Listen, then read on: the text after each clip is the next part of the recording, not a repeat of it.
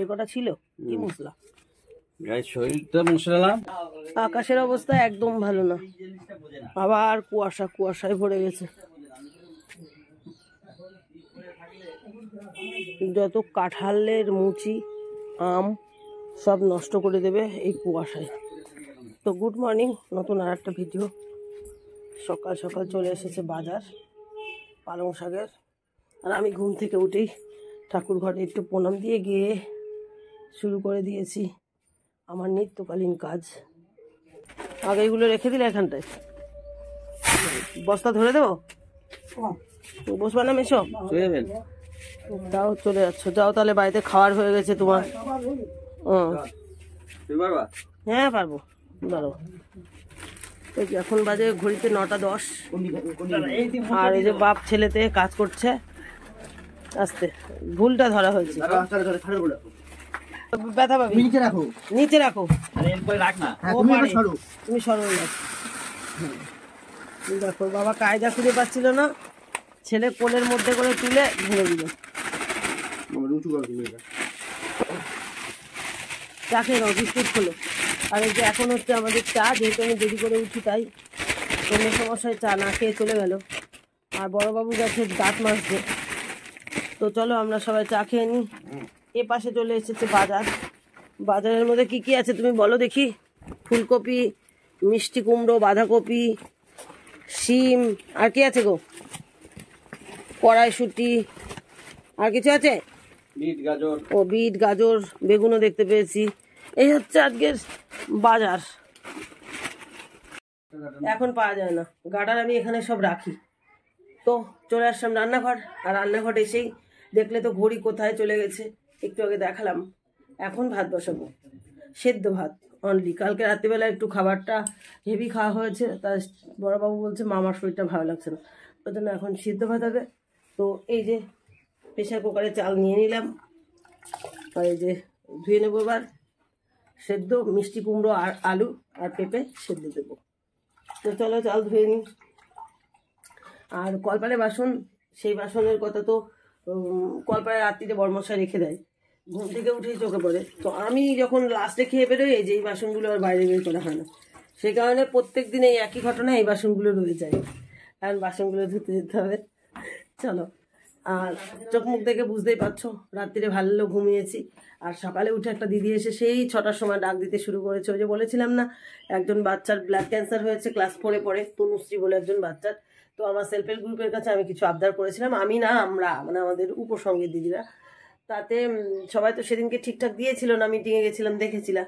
এখন এই সবাই সকাল সকাল বিকেল বিকেল এসে বাড়িতে জ্বালাজালি করছে। তো একটা 30 টাকা দিয়ে গেছে, সেই সব টাকা আমাদের কাছেই রয়েছে। তো আজকে বৃহস্পতিবার, আজকে বিকেলবেলায় দিয়ে আসবো, বিকেলে নয় সন্ধ্যাবেলায়। চলো, তো দেখো কত টাকা, বাজারে গেলেই ফুচকা খেয়ে নিই 30 টাকা, ফ্যামিলি শুদ্ধ গেলে 100 টাকা। তাহলে বাচ্চাটার উদ্দেশ্যে যদি 1 টাকা দিই না, তাই কি হয়েছে? তাতে তো কোনো ব্যাপার না। সেই সন্তানটা যদি সুস্থ হয়ে ফিরে আসে, তার মায়ের এর থেকে বড় শান্তি আর হবে না। তাই সবাইকেই, আমার সেলফ হেল্প গ্রুপের সমস্ত দলের দিদিরাই ভালো, সবাই মোটামুটি কথা শুনেছে, দিয়েছে কম বেশি যেই হোক। আর তার থেকে বড় কথা, আমি যে স্কুলে আমার ওয়ার্ডে রয়েছে ওই স্কুলেও পড়ে, তা স্কুলের স্যাররা ক্যাসেট রেকর্ডিং করে টোটোর মধ্যে রেখে স্কুলের সব স্টুডেন্টদের বা লাইন করে নিয়ে নিয়ে বাড়ি বাড়ি এসছে, সেখানে আমরা দিয়েছি। মনার বাবা বাজার থেকে দিয়েছে, আমরা ঠাকুর কিনতে গেলাম যখন তখন দিলাম। তাতে করে আর একটু দিলেই বা কি হয়ে যায়। তো আমি আবার বড়মশাইকে বললাম, বড়মশাই দিল, দিয়ে এসেছি। এ হচ্ছে কথা। চলো, অনেক গল্প করেছি, ভাত বসিয়ে নিই। খাওয়া দাওয়া হলো, আর এই কটা ভাত বেঁচে গেল। আর ভাত ভীষণ নরম হয়েছিল। কালকে পূর্ণিমার দিনে একটা কুকুর এসেছিল আমাদের বাড়ি, তো তার জন্য ভাত রাখলাম, এখন তাকে খুঁজে পাচ্ছি না।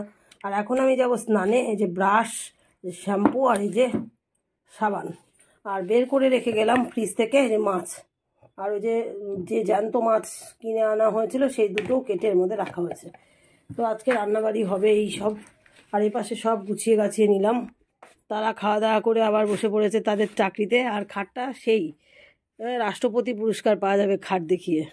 থেকে ভিডিওটা অন করছি, তার কারণ হচ্ছে ওই যে 11টা বাজে ঘড়িটা দেখানোর জন্য। আর যে কথাটা বলবো বলবো করে দুদিন ধরে বলা হচ্ছে না, আমার সুজাতা দি কোথায় যেন হারিয়ে গেছে। দুদিন ধরে দেখছি না যে ভিডিওতে কোনো কমেন্ট মানুষ তো মানে খারাপ কথাটাই আগে চিন্তা করে। তো সুজাতাদের কি শরীর খারাপ হলো না কি কিছুই বুঝতে পারছি না, মনটা ভীষণ খারাপ। আজ থেকে 2 দিন আগের থেকেই বলছি। দেখছি যে কালকের ভিডিওটায় কমেন্ট আছে নাকি নেই। তবে উনি ঝড় বৃষ্টি তুফান কারেন্ট না থাকুক চার্জ না থাকুক তবু ভিডিও দেখে, কিন্তু কেন দেখছি না আমার ব্যাকুল মন হয়ে উঠেছে। আর দ্বিতীয় কথা হচ্ছে যে কেকা কাকিমা মানে ওই যে সায়েন্সের দিদিমণি, আপনাকে অনেক ধন্যবাদ শুভজিৎকে এত সুন্দর বোঝানোর জন্য। জানি না আপনার কথা ওরা সায়েন্স গ্রুপে রাখতে পারবেই না মনে হচ্ছে, তবুও কালকে অঙ্ক পরীক্ষা চেষ্টা করছে আপ্রাণ। মানে শনিবার দিন, সরি আজকে তো বৃহস্পতিবার। তো আর হচ্ছে যে সায়েন্স গ্রুপকে ওরা খুব ভয় পায়। তো আপনাদের সকলের আশীর্বাদ আর সবাই এত সুন্দর সুন্দর কমেন্ট করেছো, তো পরীক্ষা ভালো হবে, অনেক আশীর্বাদ অনেক কিছু, এইটুকুই চাই। আমি কিন্তু বেশি কিছু চাই না, সারা বছরের ফলাফল জাস্ট একটু ফার্স্ট ডিভিশনের আশা তোমাদের আজকে বলেই ফেললাম। তবে পরীক্ষা যেমন হচ্ছে কি হবে জানি না, ফার্স্ট ডিভিশন পেলে আমার আর কিছু আশা নেই। আমি স্টার চাই না, হ্যাঁ এত কিছু চাই না, অত কিছু চাই না, জাস্ট মানে যার মধ্যে ফার্স্ট ডিভিশন তাই পেলেই হবে। না বাসুরের মেয়ে স্কুল টিচার, তাকেও বললাম মিতা এই ব্যাপার, বলছে কাকি যা হয়ে গেছে চিন্তা করে লাভ নেই, বাকিগুলো ওদের দেখতে বলো। আশা করি ভাইরা পারবে, সারা বছর কিছু তো পড়ে এসেছে। আর তোমাদেরকেও বলছি আশীর্বাদ করো যেন ফার্স্ট ডিভিশনটা পায় ছেলে। তো চলো আমি কোথায় যাচ্ছি সেটা তোমাদেরকে দেখিয়ে আনছি ব্যাক ক্যামেরায়। বালতিটা নিলাম আর একে একে সব রেখে এসেছি কলে, একটা বড় বাজার। দাঁড়াও চটিটা পরে নিই, প্রত্যেক দিন এটাই করছি। আর এই মহারাজ ঘরে মোটে থাকতে পারে না, দেখো কেমনভাবে আরাম প্রিয়, এখানে এসে শুয়ে আছে। কত বাঁধাকপির পাতা দিয়ে এসেছি, তবু ওনার বাইরে বেরোতেই হবে। আর এই হচ্ছে কলপার, ভেতরের কলে না, এখানে রোদ্দুর আসছে। বর্মশাইয়ের প্যান্টগুলো কালকে ধুয়েছিলাম তো অর্ধেক শুকিয়ে গেছে। আর এই আমার স্নানের যন্ত্রপাতি, আর এই দেখো এতগুলি ধোবো এখন, ধুয়ে এই গামলার মধ্যে রাখবো। আর মা যে শাড়িটা পরেছিল মার দেওয়া হয়নি, আজকে একটু ধুয়ে মার দেবো। এখানে বসে কাজ করব আর তার সঙ্গে শ্যাম্পু মাথায় দিয়ে স্নান করব। আমি স্নান করে এলাম আর শুভর ঠাকুরের বাসন ধুয়ে ঘর মুছে বেরিয়ে পড়লো। আর ওদিকে জিৎ স্নান করছে, ওই যে 2 ভাই কলে, নতুন কলে স্নান করছে। আমি এখন দুব্বো এনে দেবো, তাই তো? আমিও রান্না করে বসিয়ে দিয়েছি, এবার হচ্ছে যে একটু ওদের দুব্বো এনে দেবো। আর আমের পল্লব টল্লব তো সব কিছুই রয়েছে, কাজে এখনো যেতে পারিনি। ঢং, গরমের দিনে আবার গরম জল। আর ঘড়িতে অনেক বেজে গেছে, 1:45 বাজে। বর্মশাই বন্ধুর বাড়ি থেকে আসলো, এসে স্নান ধান করে এলো। আর এই যে শাড়ি কিনে নিয়ে আসলো, ওই মাসিমাটার জন্য শাড়ি আনলো, মানে মেসোমশাই মারা গেছেন তো বয়স্ক মানুষের কালার এবং বাটিকের শাড়ি বেশ আমার ভালোও লাগলো। আর দামটা শুনেও ভালো লাগলো, সুন্দর শাড়ি কিনেছে অল্প দামে। আর শুভ এখন জল ভরতে গেল, আর আমি তাড়াহুড়ো করে 2 কড়াই মাছ ভাজা বসিয়েছি। মাছ ভাজা একদিকে বসিয়েছি, আর একদিকে মশলা করতে গেছি, একদিকে কলা কাটলাম, আলু কলা দিয়ে রুই মাছ এবং ওই যে কি যেন বলে জিওল মাছ ঝোল করলাম। আর এ পাশের কড়াইয়ে তোমার বেগুন ভাজা আর মিষ্টি কুমড়ো ভাজা। আর এখন সর্বপরিশেষে ভাত হচ্ছে। এই যে আমি বলছি বড়মশাইকে তুমি কখন যাও, তো যাওয়ার আগে একটু ভাতটা যদি নামিয়ে দাও তাহলে আমি রেডি হয়ে চলে যেতে পারি কাজে। বলে ঠিক আছে তাই হবে। হ্যাঁ বলো, ওই যা কিনে নিয়ে আসছি সেইটা তো 3 এই দেখো দুব্বো নিয়ে আসলাম সুতোপাদের বাড়ি থেকে, আর সেরুর চিৎকারে মাথা ফেটে যায়। আবার সুতোপা ডাকলো,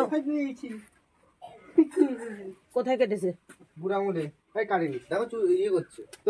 আর হচ্ছে যে এই দেখো তুলসী পাতা নিয়ে এলাম মেজোজার গাছ থেকে, ওরাই পুজো দেবে যদিও। সুতোপা আবার সোফা নিয়ে আসলো, ডাকলো, গিয়ে প্রথম আমি বসে আসলাম। বাবা আমার ইচ্ছে ছিল বসে আসলাম, আর সুতোপা বলছে না আগে সেরু উঠে পড়েছে। তো চলো ওরা পুজো দিক, আর আমার ভাতও ফুটে গেছে, ভাতটাও উপর দিয়েই চলে যাবো। আর তুই ছানে যাস না এখনো, যা অন্ধকার। সুপাতে পরে বসে আসিস। তো বন্ধুরা বাড়িতে আসলাম, ডিউটি সেরে ভাত তো খেয়ে যায়নি, তো বাড়ি এসে দেখলাম ছেলেরা ঘুমোচ্ছে, বর্মশাই সে নিমন্ত্রণ বাড়িতে গেছে। আমি এখনই আসলো বর্মশাই, যদি এসেই মালা গাঁথতে বসেছে।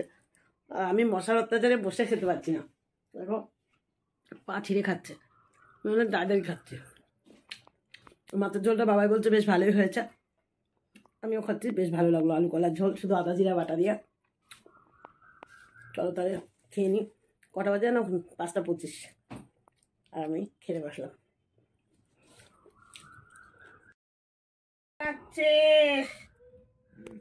তোকে চিকেন তন্দুরি ভাবে খাবে মা। কোথায় পালাচ্ছিস? এটা একটা চোর, জানো তো? এই চোরটাকে জিৎ আর শুভ খেলো, খেয়ে এতগুলো ভাত দিয়েছে। সব ভাতগুলো খাইছে। খায়ে শুভজিতের বাবার চটি নিয়ে এরকম উঁচু করছে, লাপাচ্ছে, উঁচু করছে, লাপাচ্ছে। আমি তো খপ করে ধরে নিয়ে চলে গেছি। কানটি ধরে লাল উঁচু করো না, করো। লাগে না আমাদের, করো। ছাড়ো ছাড়ো ছাড়ো, কানটি ধরে লাল করে দেবো। চটিগুলো খেয়ে খেয়ে খোবলা করে দিয়েছে সব চটিতে। ভাত খেয়ে আবার খাচ্ছে। তাহলে কিরকম রাখছি আবার? আমার চেয়ে লম্বা তুই বেশি জানিস? তুই আমার চেয়ে লম্বা বেশি জানিস? দে, ছেড়ে দে, লম্বা আগাচ্ছি তো, দেখি ছেড়ে দে, আর ঘাটিস না।